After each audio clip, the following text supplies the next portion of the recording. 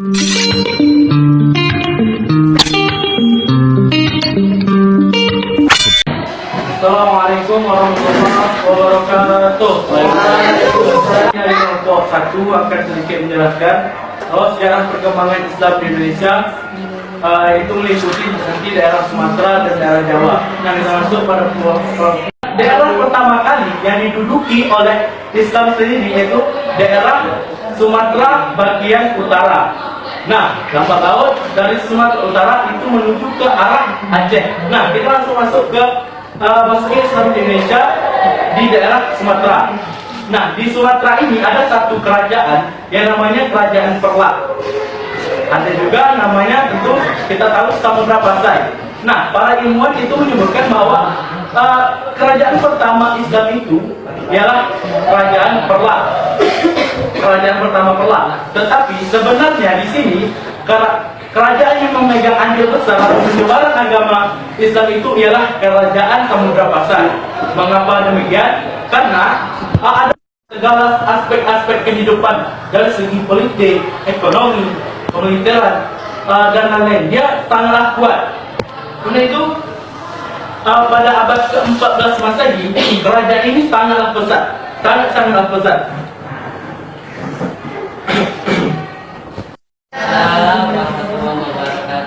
Baiklah, saya dari kelompok 4 yang bertanya kepada kelompok 1 tentang proses masuknya agama Islam ke Indonesia. Sebelum masuknya agama Islam ke Indonesia, agama apa saja yang diambil masyarakat Indonesia? Tahu kan kalau Jawa katanya tadi kan pengaruhnya sangat besar, apalagi kan yang menyebarkan para ulama Al-Wali Songo. Nah, pertanyaannya kan di Pulau Jawa bukan semuanya yang beragama Islam, ada juga beragama Hindu. Nah, pertanyaannya bagaimana cara proses masuknya? Apakah ada pertentangan dari agama Hindu tersebut? Apakah berjalan dengan baik persebaran agama? Seperti tadi yang sudah dijelaskan oleh sebelumnya, Samudra Pasai itu kan seperti kerajaan pertama Islam.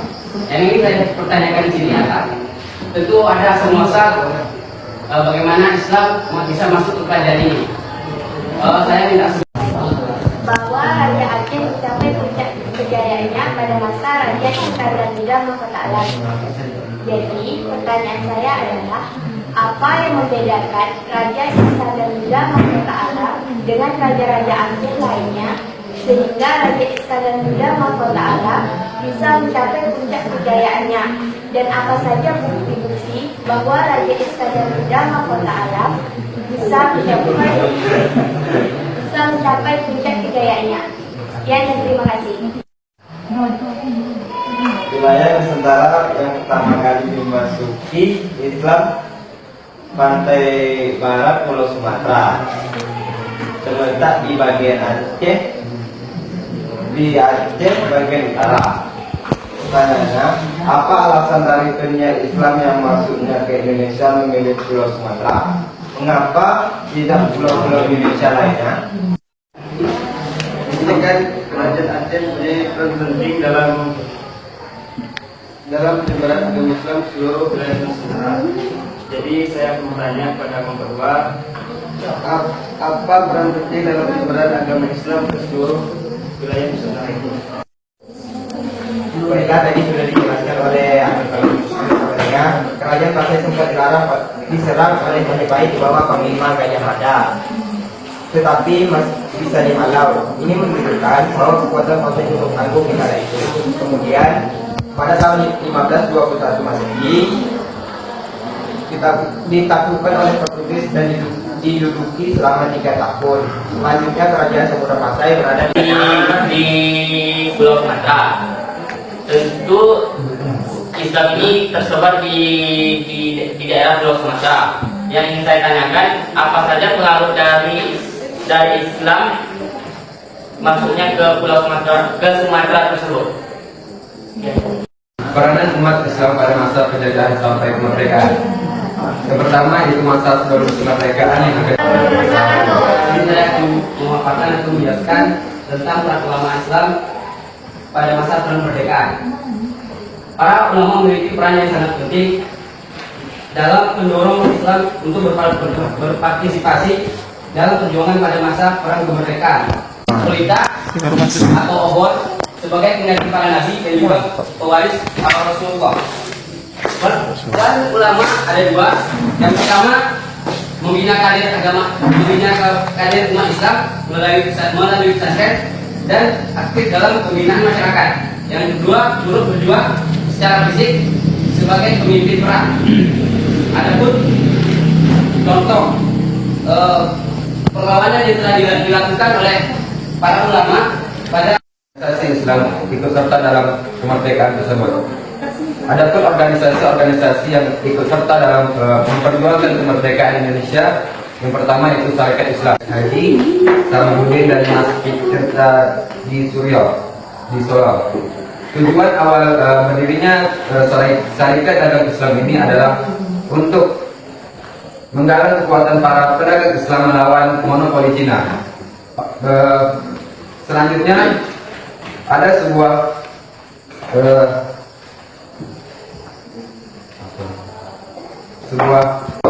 yang mengusulkan bahwasanya Sarekat dalam Islam berpindah menjadi Sarekat Islam yang bertujuan bukan hanya untuk memajukan perdagangan Islam tetapi juga untuk memajukan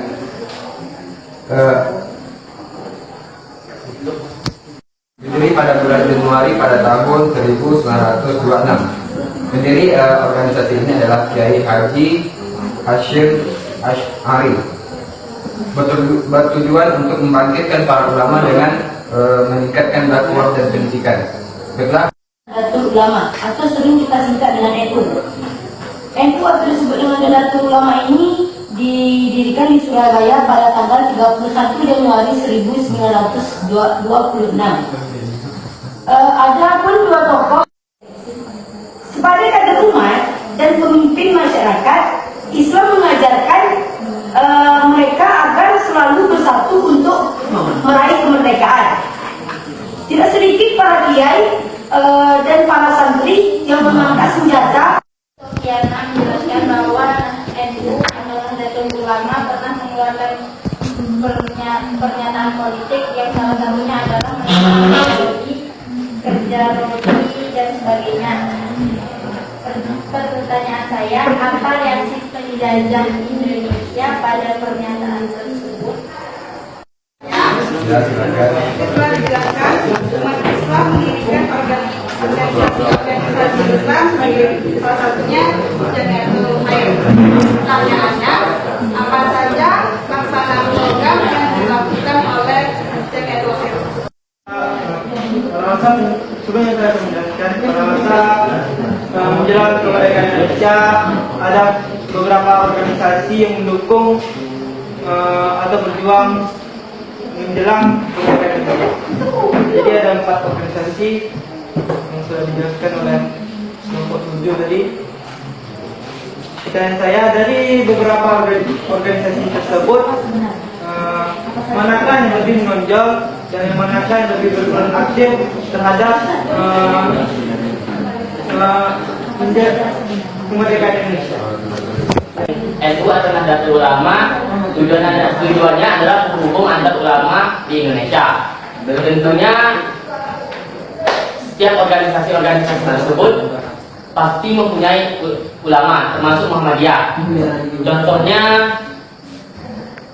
Contohnya di setiap bulan puasa atau seringkali di setiap bulan puasa kita jumpa itu Muhammadiyah lebih duluan puasa daripada NU atau kita kan Nahdlatul Ulama, mengikuti Nahdlatul Ulama. Sedangkan Muhammadiyah lebih duluan daripada dari kita. Seringkali terjadi. Yang saya ingin tanyakan, mengapa sampai saat ini NU dan Muhammadiyah tidak pernah satu mufakat atau satu tujuan itu untuk saling bergabung atau saling menyatu? Ya, terima kasih. Tahu kan kalau Jawa katanya tadi kan pengaruhnya sangat besar, apalagi kan yang menyebarkan para ulama Al-Wali Songo.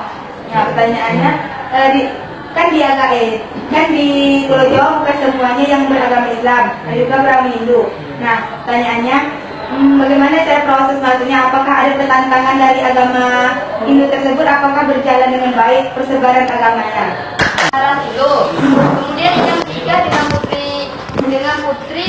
kerajaan Merlah dan masuk Islam. Dengan pertemuannya oleh utusan Syarif Mekah yang kemudian memberi terang Sultan Malik Al-Saleh. Semenjak menjadi kerajaan Islam atau kerajaan Samudra Pasai berkembang pesat dalam bidang ekonomi, bidang politik, pemilitaran, dan lain sebagainya. Apa yang menyebabkan kerajaan tersebut berkembang pesat dalam bidang-bidang tersebut? Baiklah, yang saya ketahui untuk sebaran Islam di Pulau Jawa ada beberapa wali yang tersebar di sana, 9 wali yang disebut Wali Songo. Yang saya tanyakan, mengapa di Pulau Jawa itu masih ada yang beragama Hindu Buddha dan mempercayai animisme dan dinamisme? Saya ingin bertanya tentang masuknya Islam di Sumatera. Saya menurut tadi ahli sejarah telah sepakat bahwa Samudra Pasai lah kerajaan pertama di Nusantara dengan Raja Sultan Malik Al-Saleh. Nah, di sini yang saya tanyakan, adakah ahli sejarah lain yang tidak menyepakati bahwa Samudra Pasai lah kerajaan pertama di Nusantara tersebut? Bahwa masuknya Islam, tentunya para penyebar atau para pembawa agama Islam di kerajaan, contohnya kerajaan Majapahit, itu ada yang dinobatkan menjadi sunan gitu kan, dinobatkan menjadi sunan. Dengan perkembangan zaman, nama sunan itu sudah tidak ada lagi dan sekarang digantikan dengan kalau istilahnya ustadz atau pada dai gitu kan. Pertanyaan saya, mengapa tidak ada nama-nama sunan tersebut di zaman sekarang ini? Mengapa harus digantikan dengan ustadz? Itu pertanyaan saya. Baik, saya ingin bertanya sama kelompok 1. Jadi begini, jadi saudara Dedi ada bilang bahwa agama Islam di Pulau Jawa sangatlah besar. Hampir semuanya beragama Islam, hampiri lah. Jadi pertanyaan saya, di Pulau Jawa popularitasnya beragama Islam, tetapi saya merasa heran kenapa masih ada di antara mereka itu yang mempercayai sesajen. Jadi apa tanggapan dari ustadz atau ulama-ulamanya? Terima kasih. Islam di Pulau Jawa katanya kan dengan adanya penemuan batu nisan Fatimah binti Maimun yang disebut itu adalah awal masuknya agama Islam ke Pulau Jawa. Mengapa hal tersebut mengapa dengan penemuan tersebut bisa membuktikan bahwa agama Islam masuk